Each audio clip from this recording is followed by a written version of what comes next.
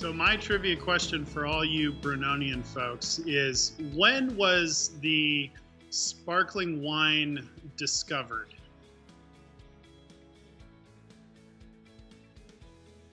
I'm Jason Holman, class of 2004 at Brown. My wife and I started Holman Cellars back in 2008. It started in a horse barn out in unincorporated Napa, which is now considered Coombsville, Napa Valley, the newest sub-AVA in the Napa Valley region.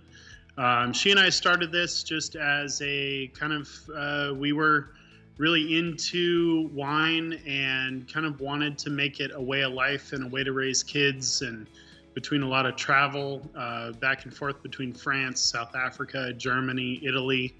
We're really interested in kind of getting into the life of wine.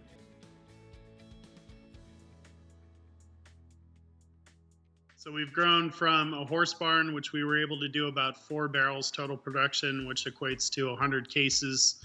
We've since expanded to the industrial area of Napa here, and we currently do about 600 cases for our Uncharted line and about 1,200 cases total between all the other brands that we do here at Holman Cellars. And everybody here in Napa seems to do a lot of Chardonnay, a lot of Sauvignon Blanc, a lot of Cabernet, some Merlot, and we kind of shy away from those varietals in search of the more unusual varietals that people have never heard of, say Alicante Bouschet, Tintacal, let's see, Bacchus, of course, Blaufränkisch, which is a fun varietal, Spot Burgunder, which as people do the translation is Pinot Noir, but coming directly from Germany.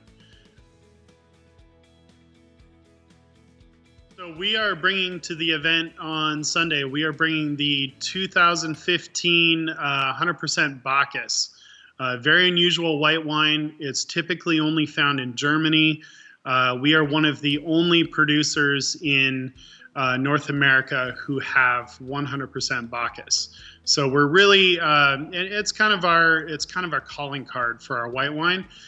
We are kind of being dubbed as the black sheep of Napa Valley by doing these unusual varietals, and I think this one will fit the bill really nicely. It's typically found in Germany in the Franconian region, and most people know Franconia for the beer. It's right around Munich, and also the Hallertau hop. But some of these varietals, Bacchus, Riesling, are kind of the birthplaces are there in the Franconian region.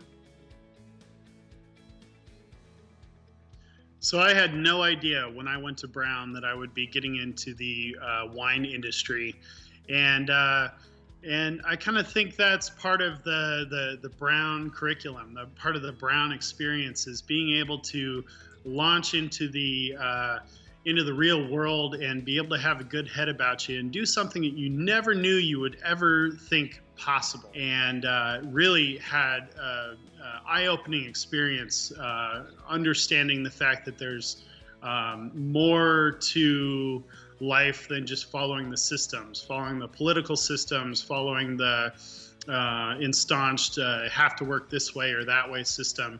And I found that kind of here in the wine industry, and especially with these unique varietals that we do here, that kind of exemplifies that. We step out of our shell a little bit, and we do varietals that are not the norm, that you put it on a shelf in a grocery store somewhere, no one will ever know what the hell a Bacchus is.